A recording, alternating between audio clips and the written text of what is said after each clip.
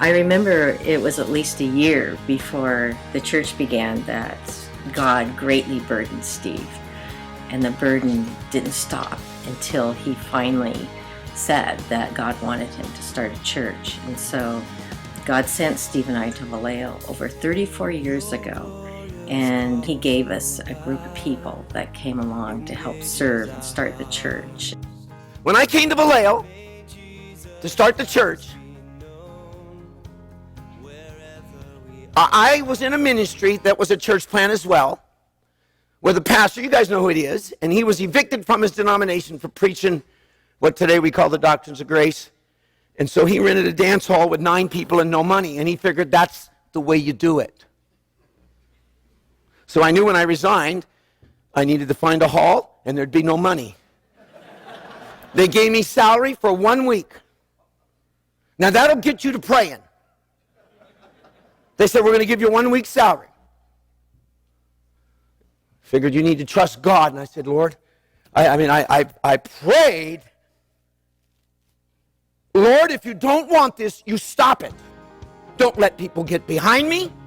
Don't let there be any resources. But if you want it, then do all of that. And the rest is history, isn't it? I remember trying to find a building. Steve, myself, and his brother Matt sat in the Denny's off of Highway 80, and we went through the phone book and looked at different halls and tried to find something that was rentable. And we came across the American Legion Hall, so we decided to drive over there.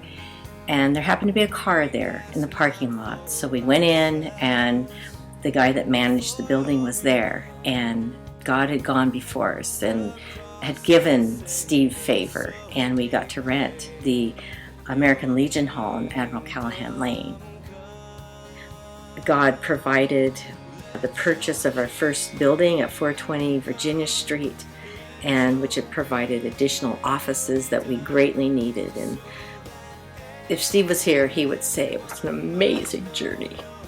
To God be the glory for all the great things that he has done. Well, in October 1992, demolition began at 710 Broadway Street to turn what was once a Safeway store into the Community Bible Church facility. And I can remember when we started demolition, having a good part of the congregation down there knocking down walls, and the demolition was the fun part. It was amazing to watch all the stuff that was in there get taken down and moved outside and carted away. We went on to build the present sanctuary, and that was completed in 1998.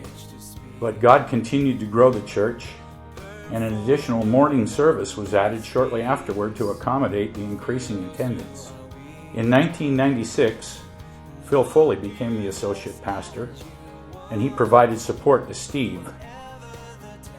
After years of being burdened by God to provide training locally, the Cornerstone Seminary opened in 2004, and Brian Sheely was hired as the academic dean, with pastors from around the Bay Area lending their abilities as professors. The first class graduate in June of 2007, with men prepared to exalt and proclaim. Over the past decade, CBC has sent out men to go therefore and make disciples of all nations. We have partnered with 21 different missionaries who have the same vision that we have, and that is to train men to go and proclaim the excellencies of Jesus Christ in the world. Well, understanding that we must also equip our children, CBC provides youth-oriented programs for nursery-age children up to high school seniors through the Generation to Come ministry, the Fellowship Club, and Crossroads ministries. Our purpose in teaching our children and young adults is to make known the glories of God through Jesus Christ in all things, as we aim to impart to them a God-centered, Christ-exalting, Spirit-led, Bible-saturated view of themselves and the world.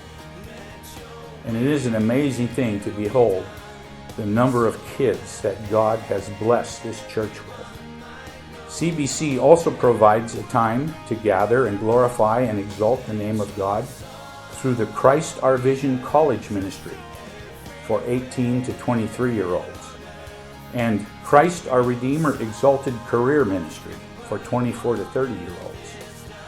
Our lead pastor is Phil Foley. Andrew Arcilla is our associate pastor, and Daniel Arcilla is the pastor of student ministries. Through advancing the kingdom, the new building will provide 33,000 square feet of space, a worship center which will seat over 1,200 people, an expanded nursery, more classrooms, additional office space, and a larger bookstore. Let your kingdom